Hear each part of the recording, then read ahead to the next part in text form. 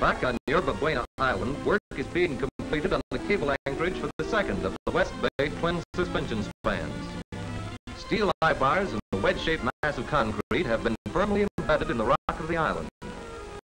More eye bars, sunk deep in 130,000 tons of concrete in San Francisco's Rincon Hill, form the western anchorage. The 340,000-ton center pier, with its steel A-frame and eye bars, is ready to serve as a common cable anchorage for the twin suspension spans. While signs and sentinel launches keep bay traffic away from danger, the catwalk ropes are drawn into place. A huge reel of USS American Tiger brand wire rope at a tower base feeds out above the water toward the center anchorage, 1,160 feet away.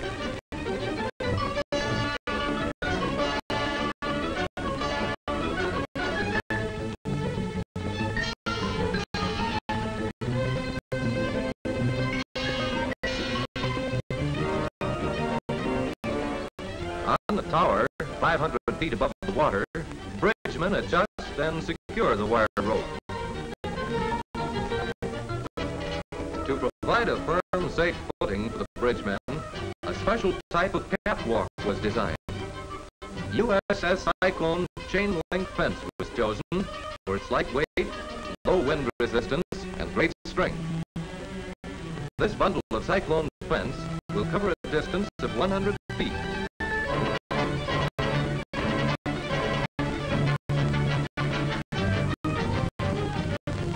When sufficient flooring had been placed to reach the next tower, it was stretched into position. This job calls for iron nerves, for the bridgemen ride the catwalk during the stretching operation.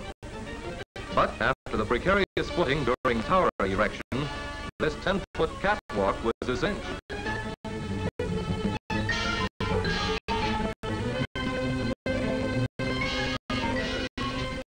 Fun, but with a serious purpose, to keep the wire mesh sliding freely as it is stretched over the steel ropes. San Francisco Bay looked like this from the catwalk.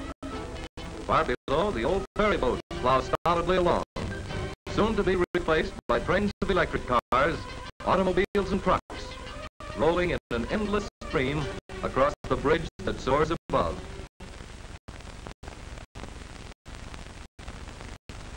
At dinner time, the bridgemen lose no time hitting for home. A run along the catwalk to whet the appetite, then the sky ride, and down the escalator, helter-skelter. It's a hard, dangerous job, that of the bridgeman, but he loves it. With catwalks in position, the spectacular job of cable spinning is about to begin. Giant reels of special bridge wire, supplied by American Steel and Wire Company, rise majestically to the top of the anchorages. These huge reels, each carrying 60 miles of wire, were assembled at the nearby Columbia Steel Company warehouse. High above the water, the spinning wheels began to travel. 18,000 tons of galvanized wire will be used to bind together two neighbor cities, Oakland and San Francisco. This cable will consist of 37 strands, each made up of 472 galvanized steel wires as thick as a lead pencil.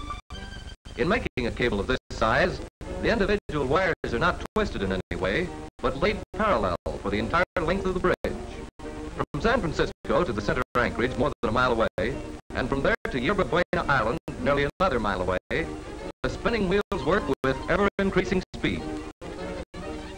This model will illustrate the principle of cable spinning.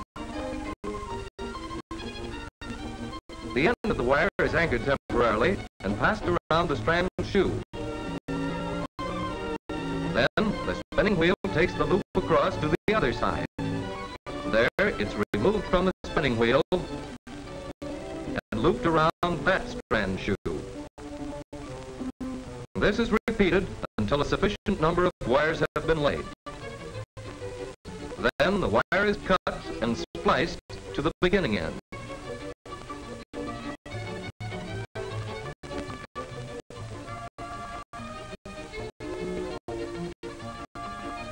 Day and night spinning continues.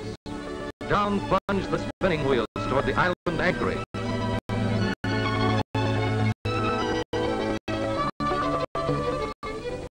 There, bridgemen remove the wire and rethread the wheel.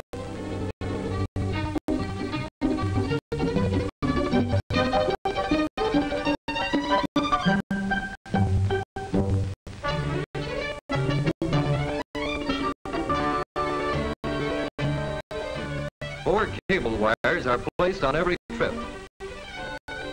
Let it go!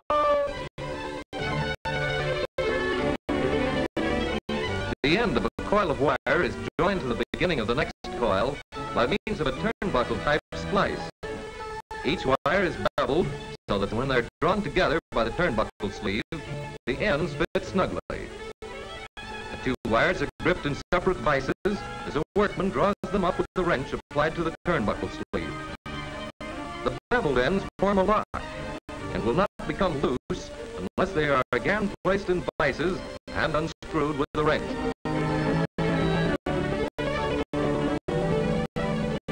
Two spinning wheels operate on each hauling rope. Halfway between the anchorages, they meet and pass. A clanking cowbell warns the bridgeman of the wheel's approach as it continues to spin its web of steel against the sky far above the traffic of the bay.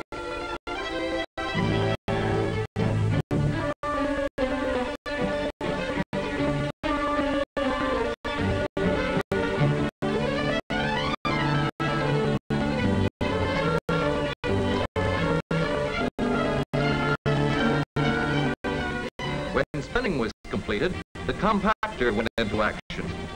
6 75-ton jacks in this machine squeeze and bind the strands into a mighty cable 28 3/4 inches in diameter.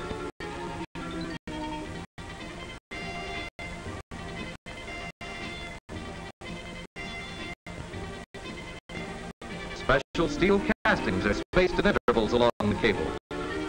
Each carries 2 pairs of steel suspender ropes, cut to length and pre-stressed to support the bridge deck. Barges, controlled by radio phones, carry the massive prefabricated truss units, some weighing 200 tons, out into the bay to be hoisted into place by traveler cranes.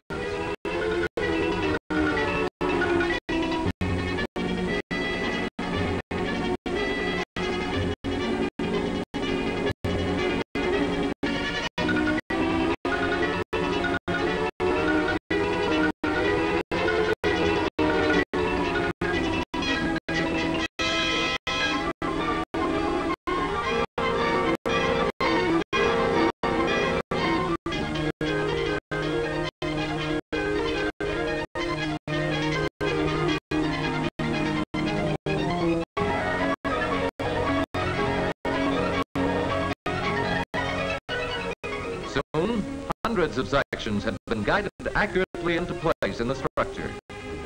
An amazing example of coordinated engineering, manufacturing, fabrication, and transportation. The work of the bridgemen is completed. The rugged men of steel are ready to move on to the next job, wherever it may be, of drawing together the people of the world.